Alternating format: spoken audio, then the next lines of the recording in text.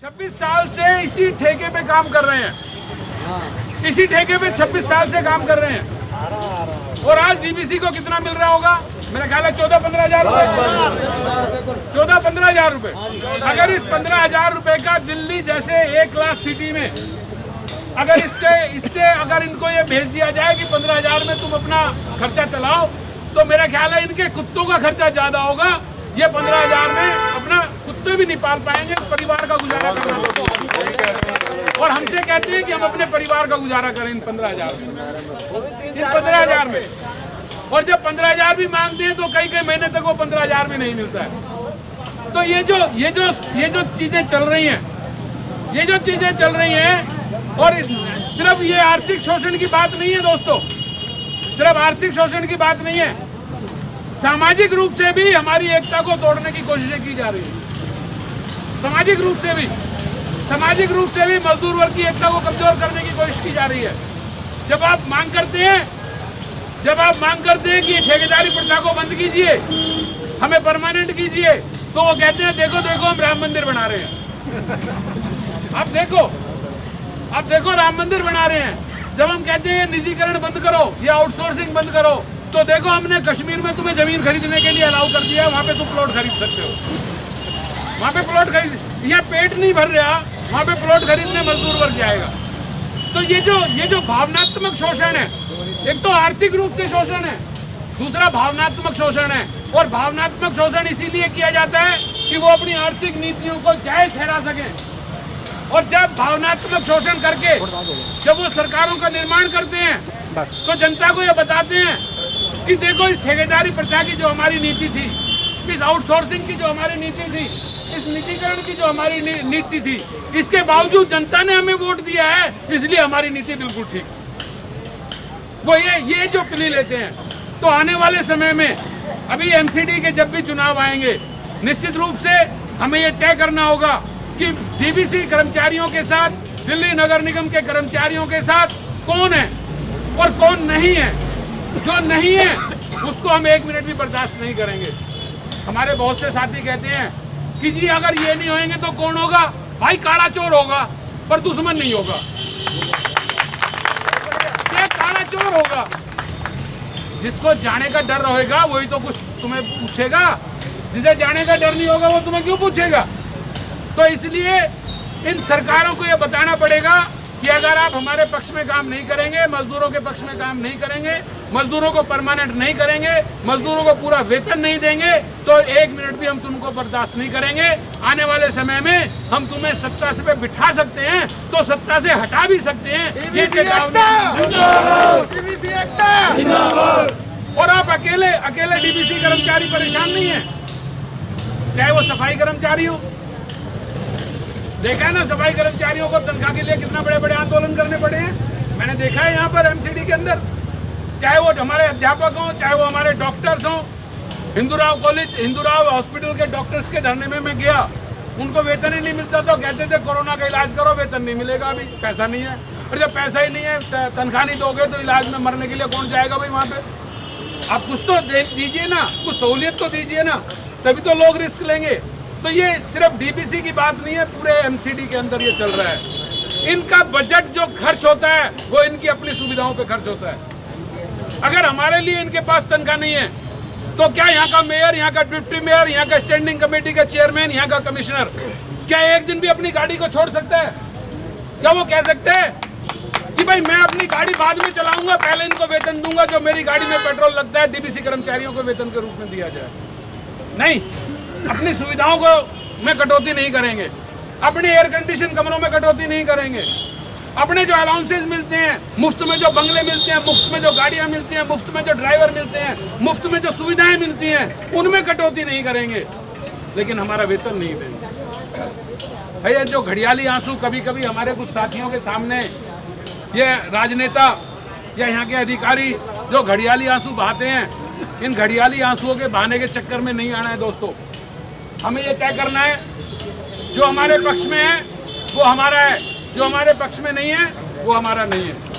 चाहे वो किसी भी पार्टी का हो, चाहे वो कांग्रेस हो, चाहे वो बीजेपी हो, चाहे वो आम आदमी पार्टी हो, जो हमारे पक्ष में है वो हमारा है। और हम किसी पार्टी की बात नहीं कर रहे, जो भी पार्टी मजदूरों के खिलाफ काम करेगी, आज अगर बीजेपी है तो बीजेपी को जाना पड़ेगा, कल को कोई आम आदमी पार्टी भी अगर आती है तो उसको भी जाना पड़ेगा, वो भी अगर मजदूरों के खिलाफ काम करेगी तो। आम आदमी पार्टी इस समय दिल्ली में राज कर रही है, एमसीडी को बजट देती है ना बजट, कि हमने इतने करोड़, 500 करोड़, 800 करोड़, 1000 करोड़, कितने करोड़ हमने दे दिए। वो डायरेक्ट हमारे घर मजदूरों को तनख्वाह क्यों नहीं देती है? आम आदमी पार्टी भी ये वादा करके आई थी ना कि हम ठेके के लोगों को परमानेंट करेंगे। आई थी नहीं आई थी? क्या आम आदमी पार्टी के जो यहाँ पे निगम पार्षद बैठे हुए हैं उन्हें पता नहीं है कि डीबीसी कर्मचारी 26 साल से ठेके पे काम कर रहे हैं? उन्हें पता नहीं है? क्या एक भी आम आदमी पार्टी के किसी भी लीडर पे कोई नैतिक ये बल है कि वो आगे हमारे बीच में ये कह दे कि अगर हम सत्ता में आएंगे तो हम तुम्हें सबसे पहले परमानेंट करेंगे? क्या आम आदमी पार्टी का नेता कोई भी आके हमारे बीच में ये कह सकता है? नहीं कहेगा दोस्त, क्योंकि उनकी भी नीयत में खोट है, उनकी भी नीयत में खोट है। लेकिन इसका मतलब ये नहीं है कि अगर विपक्ष कमजोर है तो हम अपने बड़े दुश्मन को झेलते रहेंगे।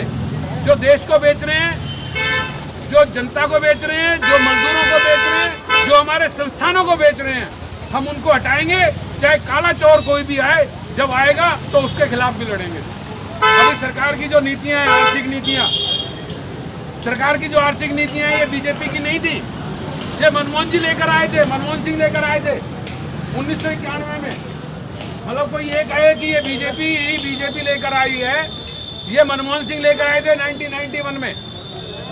लेकिन वामपंथी पार्टियों का दबाव था, ट्रेड यूनियन आंदोलन का दबाव था, मनमोहन सिंह इसको लागू नहीं कर पाए, पूरी तरह से लागू नहीं कर पाए, उनको पूरे देश के संस्थानों को नहीं बेच पाए, पूरा निजीकरण नहीं कर पाए। अगर आपको 2014 का चुनाव याद हो तो हमारे आदरणीय प्रधानमंत्री मोदी जी ये कहा करते थे कि मनमोहन सरकार को पैरालाइज हो गया है, पॉलिसी पैरालाइज, ये निर्णय नहीं ले पा रही है, ये उन नीतियों को लागू नहीं कर पा रही है जो नीतियां लागू करनी चाहिए। ये पैरालाइज सरकार है, इस सरकार को बदल दीजिए। वो पैरालाइज क्या था? पॉलिसी पैरालाइज क्या था? वो ये पॉलिसी पैरालाइज था कि जो आज मोदी सरकार जो निर्णय ले रही है, डंके की चोट से ले रही है, तुम्हारे विरोध के बावजूद ले रही है, तो मनमोहन सिंह में इतनी हिम्मत नहीं थी कि तुम्हारे विरोध को वो जो है ना दरकिनार कर दें। उन्होंने कहा कि हमारे अंदर पॉलिसी बनाने का वो है, मादा है, हम बनाएंगे। उन्होंने, चाहे वो किसान हो, चाहे वो मजदूर हो, आप लोगों को मालूम होगा पिछले लॉकडाउन के अंदर, पिछले जो इससे पहले जो लॉकडाउन 2020 में लगा था, लॉकडाउन के अंदर अध्यादेश के द्वारा लॉकडाउन के अंदर कृषि कानून को लेकर आए थे।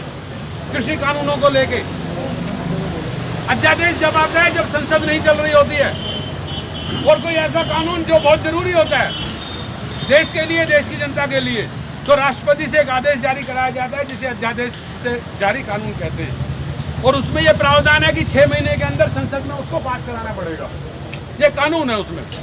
तो उन्होंने अध्यादेश के द्वारा कृषि कानून लेकर आए। आज 1.5 साल से ऊपर हो गया, आज तक वो कानून लागू नहीं हुआ है। नहीं हुआ ना? इसका मतलब कि उसकी कानून की तो जरूरत ही नहीं थी, उस कानून की इतनी जरूरत नहीं थी कि अगर वो कानून नहीं आएगा तो किसान बिल्कुल आत्महत्या करने को मजबूर हो जाएगा। जब 1.5 साल से वो कानून लागू नहीं हुआ, इसका मतलब उस कानून की जरूरत नहीं थी।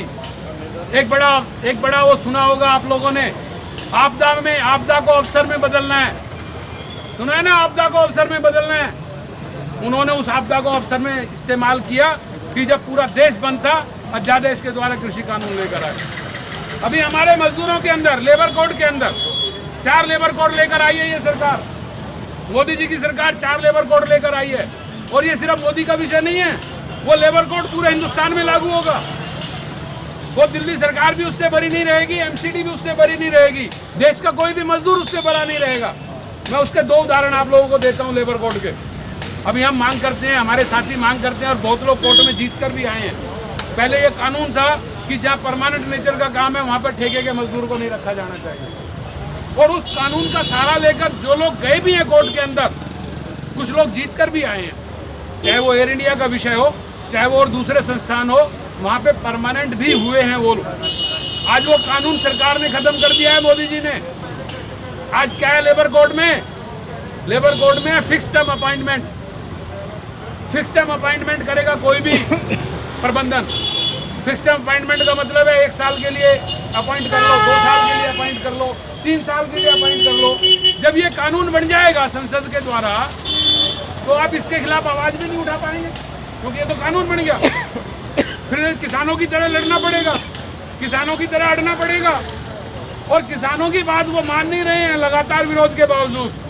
और मजदूर में इतनी हिम्मत नहीं है कि किसानों जैसा आंदोलन कर सके। मैं क्लियर कह रहा हूँ आप लोगों को। मजदूर जब ये आंदोलन करेगा तो उसके ऊपर एक खतरा रहेगा कि पीछे से तेरी नौकरी का क्या होगा। किसान को तो ये मालूम है कि जिस दिन वो सिंगू बॉर्डर से, जिस दिन वो गाजीपुर बॉर्डर से उठ के जाएगा तो उसकी जमीन सुरक्षित है उस समय तक, जब तक ये कानून लागू नहीं हो रहा। वो तो जाके अपनी जमीन पे फिर मेहनत कर लेगा। लेकिन अगर आप 1.5 साल बैठ गए, मजदूर अगर 1.5 साल बैठ गए तो क्या रोजगार बचेगा? तो मजदूर में वो ताकत भी नहीं है दोस्तों। इसलिए अपनी ताकत को पहचानिए। मजदूर में एक ताकत तो है कि मजदूर इनकलाब ला सकता है, मजदूर क्रांति ला सकता है, मजदूर परिवर्तन ला सकता है। वो ताकत आप लोगों में है, क्योंकि मजदूर इस देश का निर्माण करता है। मजदूर जो भी चीज़ें इस देश के अंदर पैदा होती हैं, जो भी चीज़ें इस दुनिया में पैदा होती हैं, उनको पैदा करने वाला अगर कोई है तो वो किसान है या मजदूर है। ये दोनों ताकतें अगर एक होकर लड़ लेंगी तो किसी सरकार की हिम्मत नहीं होएगी कि वो किसी का निजीकरण कर पाए, वो किसी का ठेकेदारी कर पाए, वो किसी की आउटसोर्सिंग कर पाए। तो मेरी आप लोगों से गुजारिश है, press the bell icon on the YouTube app and never miss another update.